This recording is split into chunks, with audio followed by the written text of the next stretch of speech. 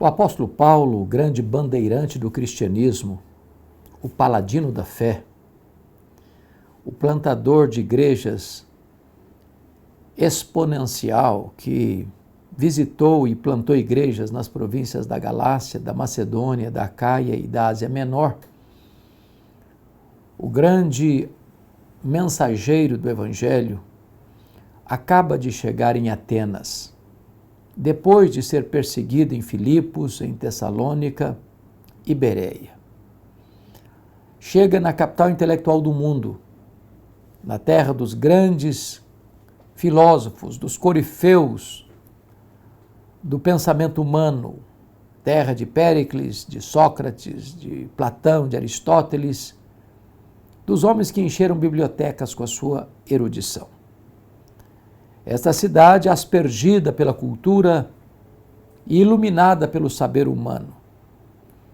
E diz a Bíblia que quando Paulo chega em Atenas, o seu espírito se revoltou por causa da idolatria que prevalecia na cidade. Curiosamente, na cidade da mais refinada cultura humana, havia uma tosca idolatria, uma cegueira espiritual, uma profunda ignorância das coisas espirituais. É interessante isso porque o fato do homem ser um gigante do saber, ser um expoente da filosofia, ter um acervo intelectual robusto, não significa necessariamente que ele tem sabedoria espiritual ou compreensão espiritual. Às vezes, nas grandes universidades, nos grandes centros do saber humano, nas regiões de desenvolvimento do conhecimento humano, graça aí a cegueira espiritual. A Bíblia chega a dizer isso com clareza, que as coisas espirituais não se discernem de forma natural, o homem natural não compreende as coisas de Deus, porque elas se discernem espiritualmente. Mas Paulo não chega nesta cidade como um turista. Se fosse hoje, com seu smartphone, fotografando os monumentos, como o Partenon e tantos outros, ele vê e observa como um homem que interpreta as coisas. A idolatria em Atenas era tamanha que Plínio chegou a dizer que no tempo de Paulo havia mais de 30.000 estátuas dedicadas aos deuses em Atenas. Suetônio chegou a dizer que havia uma divindade para cada pórtico e altar daquela cidade.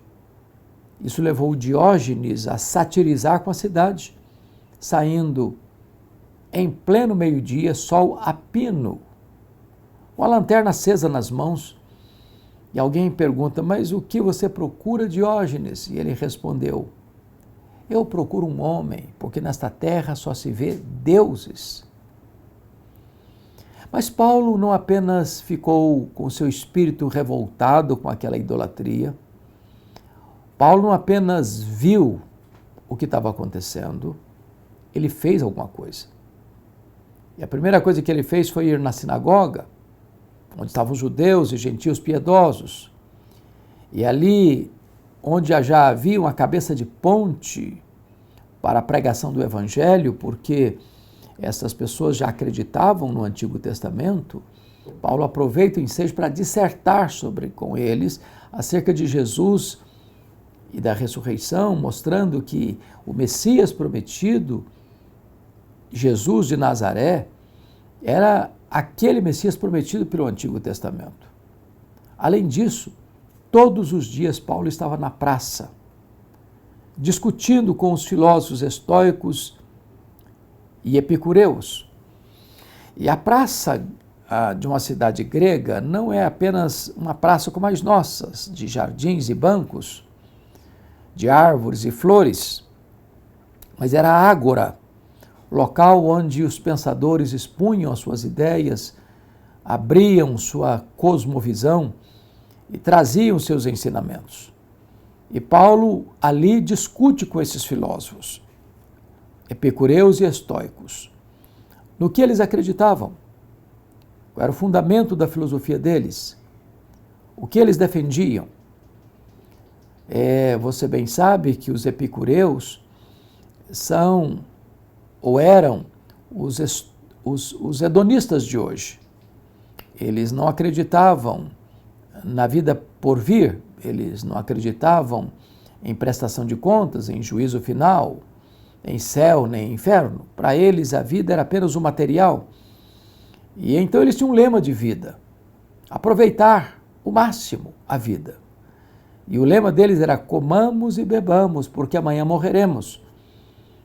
A vida é só a breve jornada do berço à sepultura. Então aproveite a vida, beba todas as taças dos prazeres.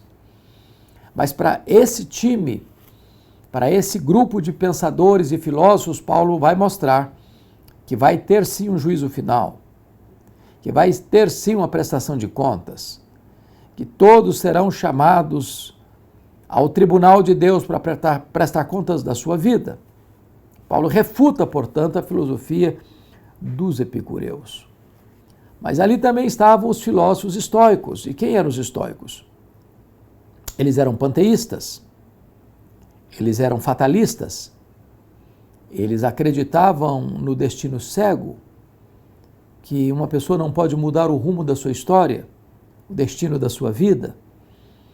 Talvez abraçando já naquele tempo a teologia de Gabriela Cravo e Canela: eu sou assim, eu nasci assim, eu sou assim, vou morrer assim.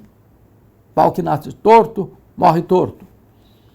Mas Paulo refuta a filosofia dos estoicos, dizendo que é possível mudança sim, porque Deus requer de todos os homens em todos os lugares que se arrependam, que tenham uma nova mente, um novo coração, uma nova vida, uma nova família, uma nova esperança, uma nova pátria.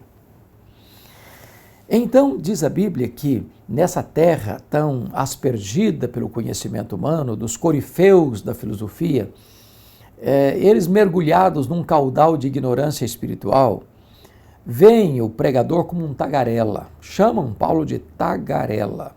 E essa palavra grega significa catador de sementes nos esgotos. Diríamos nós, na língua brasileira, de que é o tico-tico no fubá. É aquela pessoa que fica bebericando aqui e ali, mas não tem conhecimento genuíno e profundo das coisas. É apenas um repetidor de ideias alheias. Para esta cidade bafejada pela cultura, não só o pregador é um tagarela, mas o evangelho são coisas estranhas, doutrinas estranhas. O evangelho é desconhecido por completo desses homens iluminados pelo saber humano. Mas nessa terra da filosofia, Deus, o verdadeiro Deus, é desconhecido. Então, como Paulo estava pregando sobre Jesus e a ressurreição, esses gregos imaginaram que Paulo estava acrescentando mais duas divindades ao panteão grego. Uma divindade masculina, Jesus, e uma divindade feminina, a ressurreição. E então eles, não entendendo e não aceitando a introdução de outras divindades ao panteão grego, levaram Paulo ao Areópago. O Areópago não era apenas uma elevação rochosa, mas um tribunal dos gregos, onde as decisões eram tomadas, onde nenhuma coisa nova podia ser introduzida naquela cidade sem esta permissão, sem esta avaliação desse tribunal. E Paulo é levado ali para dar explicações. E isso era a providência de Deus, com certeza. E quando Paulo tem a oportunidade de falar, ele se dirige aos atenienses assim: senhores atenienses, em tudo vos vejo acentuadamente religiosos, porque passando e observando os objetos do vosso culto, encontrei um altar no qual está escrito ao Deus desconhecido. Pois é esse Deus que vocês não conhecem que eu vos anuncio. Paulo aqui se apresenta como não apenas um intelectual, não apenas um homem que tem o poder da oratória e da retórica, mas um homem que tem um profundo conhecimento das Escrituras e que sabe fazer conexões, porque os gregos fabricavam seus próprios deuses, ou pelas suas próprias mãos ou pela sua imaginação. E havia muitos templos, muitos deuses. Como disse, Plínio diz que havia mais de 30.000 estátuas dedicadas aos deuses em Atenas. E na cabeça dos gregos, esses deuses eram vingativos. Então, cada pórtico, cada altar, cada lugar, cada monumento, cada prédio, cada casa tinha que ter uma divindade para consagrar aquilo, porque do contrário, esses deuses se voltariam contra a população, despejando a sua fúria, a sua ira. Mas como eles não tinham certeza de que todos os deuses foram contemplados com um altar, eles levantaram um altar genérico. Levantaram um altar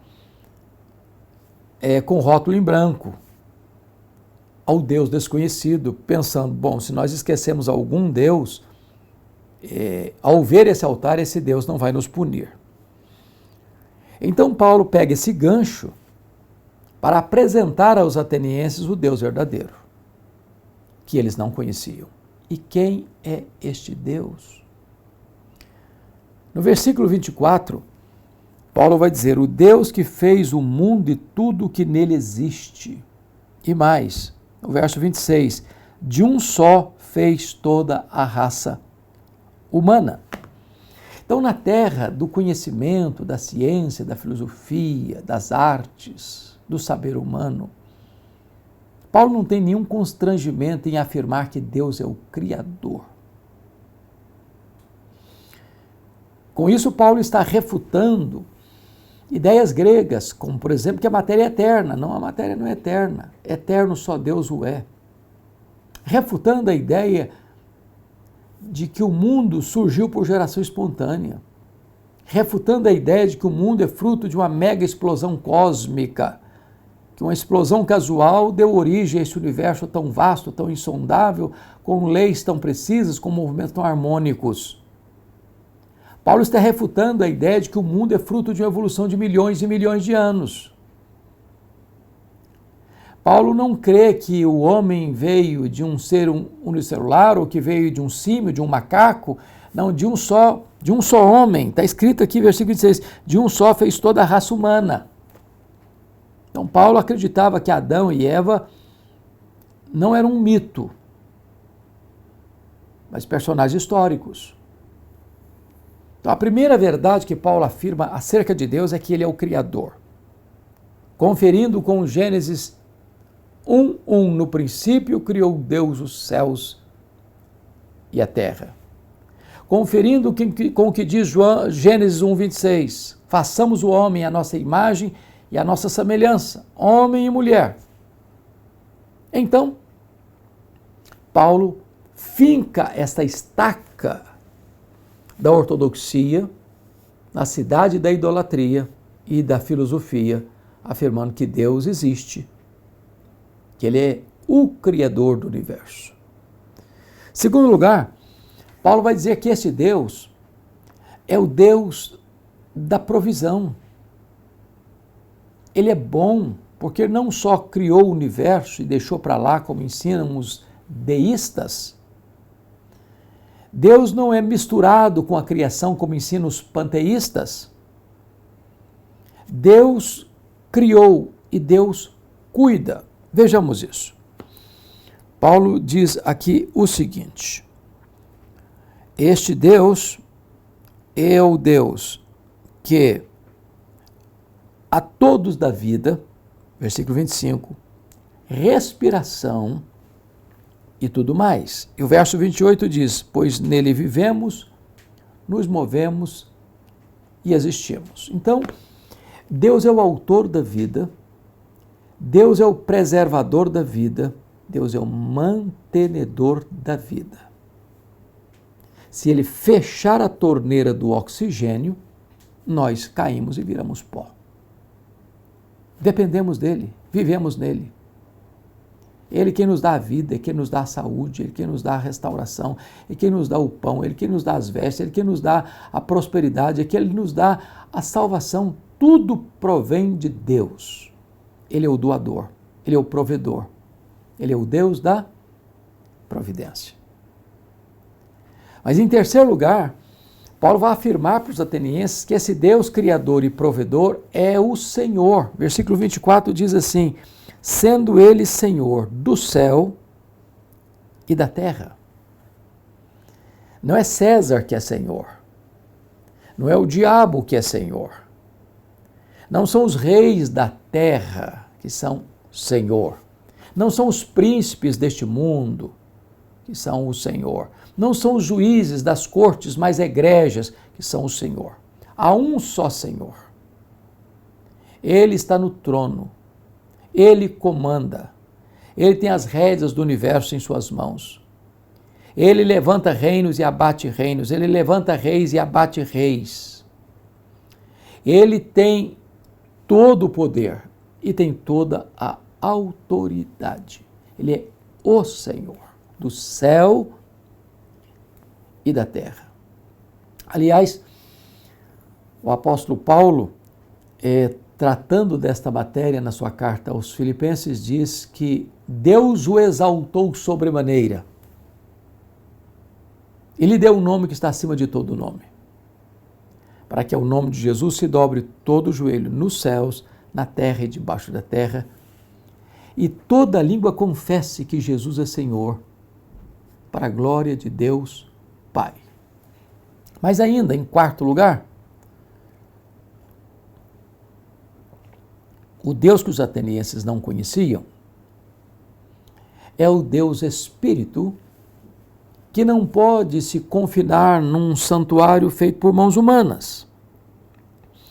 O apóstolo Paulo vai dizer que este Deus, ele não habita em santuários feitos por mãos humanas. E ele diz agora no verso 29, não devemos pensar que a divindade é semelhante ao ouro, à prata ou à pedra, trabalhados pela arte e imaginação do homem.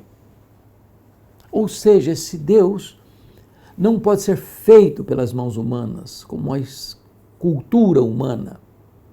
Esse Deus não pode ser elaborado, forjado pela mente humana. Esse Deus não depende do homem, é o homem que depende dele. Não há nenhum santuário que possa contê-lo, porque nem os céus dos céus pode contê-lo, ele é transcendente.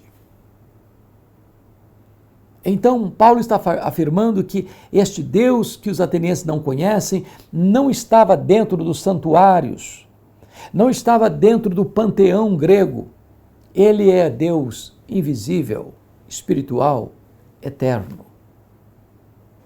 Mas ainda, Paulo vai contrariar o pensamento grego de que Heródoto era o pai da história, quando ele vai afirmar o seguinte: de um só fez toda a raça humana para habitar sobre toda a face da terra, havendo fixado os tempos previamente estabelecidos e os limites da sua habitação.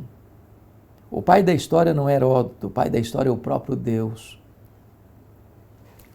Porque ele criou o homem, estabeleceu os limites da sua habitação, e ele que controla a história não é cíclica, como pensavam os gregos, a história não caminha para uma tragédia, como pensam os existencialistas, a história é teleológica, ela caminha para um telos, para um fim, para uma consumação, e esta consumação retrata a vitória de Cristo e da sua igreja.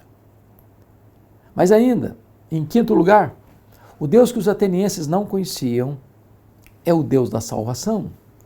O versículo 18 diz que Paulo pregava a Jesus e a ressurreição. O Jesus que, sendo Deus, não julgou como usurpação ser igual a Deus. Antes a si mesmo se esvaziou, assumindo a forma de servo. O Verbo eterno se fez carne e habitou entre nós. Ele, sendo Deus, se fez homem. Ele, sendo soberano, se fez servo. Ele, sendo santo, santo, santo, se fez pecado. Ele, sendo bendito, se fez maldição. Ele, sendo rico, se fez pobre. Ele, sendo o criador do universo, veio morar entre nós. Deliberadamente entregando-se a si mesmo para morrer em nosso lugar pelos nossos pecados. Mas a morte não pôde detê-lo. Ele entrou nas entranhas da morte, matou a morte e inaugurou a imortalidade, levantando-se do túmulo com primícias de todos aqueles que um dia hão também de ouvir a voz de Cristo e sair do túmulo e ressuscitar, para assumir um corpo de glória semelhante ao corpo da glória do Senhor Jesus. Mas, finalmente, o Deus que os atenienses não conheciam é o Deus que requer de todos os homens que se arrependam.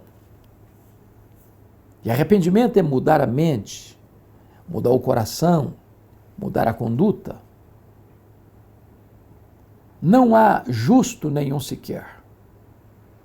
Todos pecaram e destituídos estão da glória de Deus. Não há salvação onde não há arrependimento. Talvez você pergunte, mas arrepender de quê? Você precisa arrepender-se de quem você é, não apenas do que você faz. Por exemplo, uma laranjeira não é laranjeira porque dá laranjas. Ela dá laranjas porque é laranjeira. A seiva aponta o fruto. O homem é pecador, não porque peca, ele peca porque é pecador.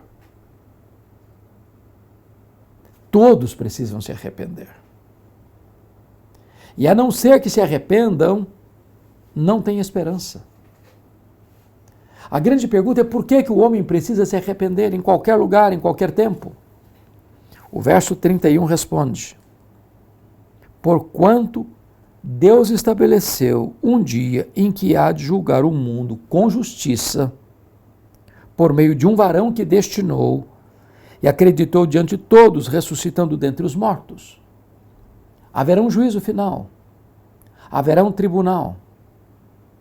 O que é interessante é que o tribunal de Deus é um tribunal justo, vai julgar com justiça. Porque os nossos tribunais, nas mais diversas instâncias, estão manchados de injustiça. Juízes comprados, juízes subornados, juízes corrompidos, juízes que sonegam a justiça e promovem a injustiça, juízes que condenam inocentes e inocentam culpados. O tribunal de Deus não será assim. Esse reto juiz jamais se deixará subornar. A alma que pecar, essa morrerá. Ele não terá por inocente o culpado.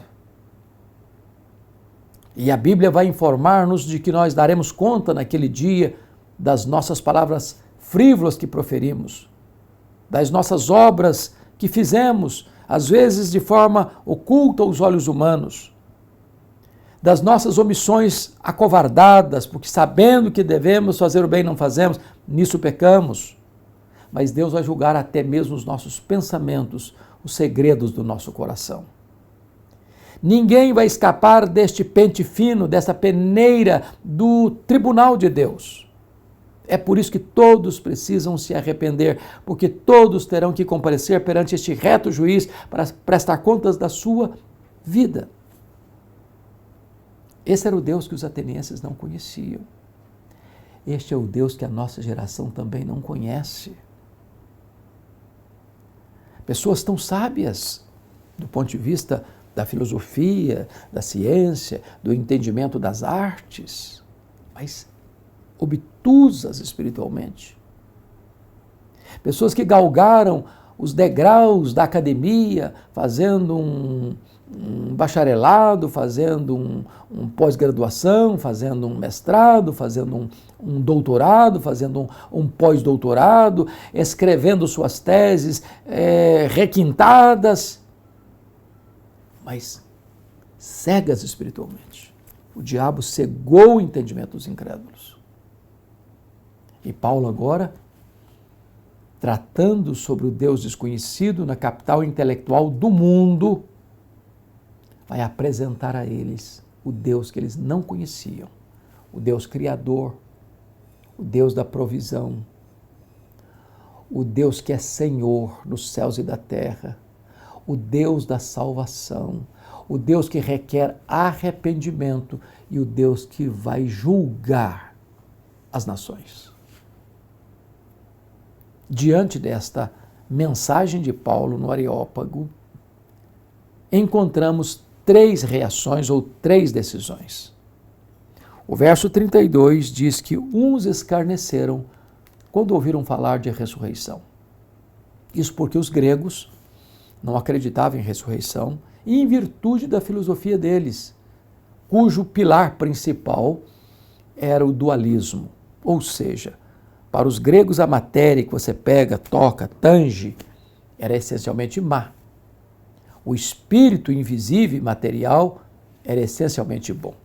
Então, os gregos não acreditavam na criação, eles não acreditavam na encarnação e não acreditavam na ressurreição. Para um grego, quando alguém morria, a alma imaterial se libertava da prisão do corpo material. Então, na cabeça deles, essa alma que fora liberta na morte, voltar a um corpo, era um retrocesso. Então, eles escarneceram quando ouviram falar de ressurreição. Outros tomaram outra decisão, dizendo, quanto a isso te ouviremos noutra ocasião. Verso 32. Ou seja, adiaram a mais importante decisão da vida. A decisão de se arrependerem. E aqui há um equívoco muito grande, porque nós não somos capitão do nosso destino. Nós não administramos o nosso futuro. Nós não temos convicção sequer de que estaremos vivos daqui a 5 minutos. Pode ser que não tenhamos novas oportunidades. Ou mesmo pode ser que o nosso coração esteja endurecido como o coração de Faraó. Até porque é Deus quem nos dá arrependimento para a vida e é Deus quem nos dá a fé salvadora. Então a Bíblia diz que hoje é o dia oportuno. Amanhã pode ser tarde demais. Mas louvado seja Deus. Há aqui uma terceira decisão.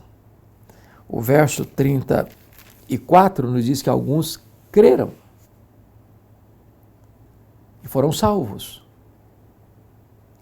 E o meu entendimento é que onde a palavra de Deus é pregada com fidelidade, na iluminação e poder do Espírito Santo, esta palavra não volta vazia sem produzir os frutos para os quais foram designada.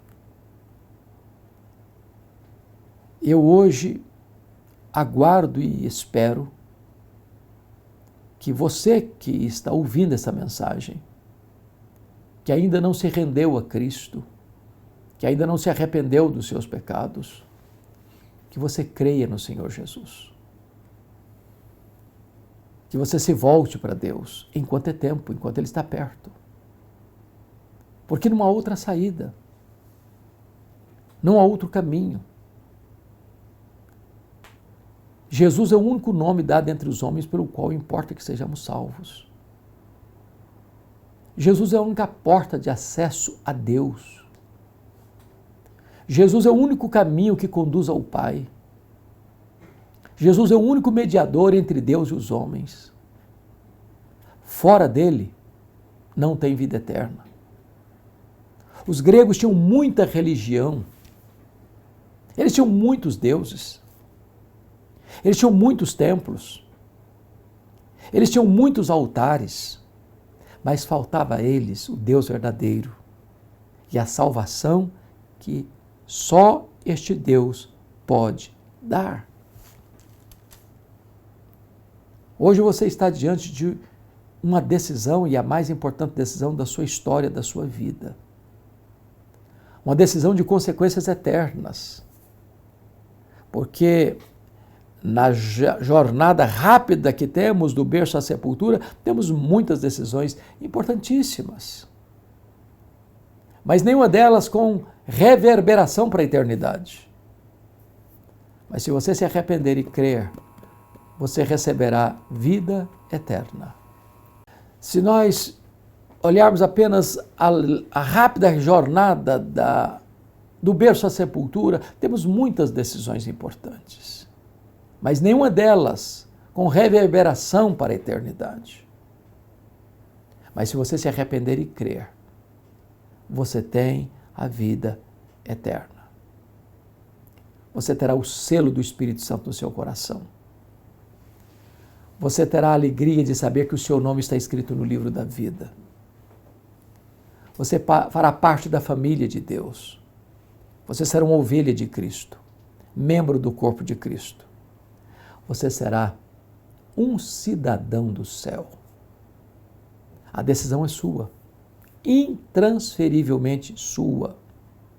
Seu pai não pode tomar essa decisão por você, sua mãe não pode tomar essa decisão por você. Sua mulher não pode tomar essa decisão por você. Seu marido não pode tomar essa decisão por você. Seus filhos não podem tomar essa decisão por você. Ela é sua. A porta é estreita. Não entra por atacado.